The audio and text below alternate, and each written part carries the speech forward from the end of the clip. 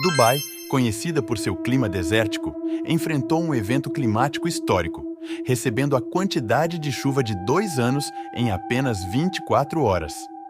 O caos se instalou com o aeroporto internacional fechado e voos desviados, enquanto autoridades e residentes lidam com o impacto das enchentes devastadoras.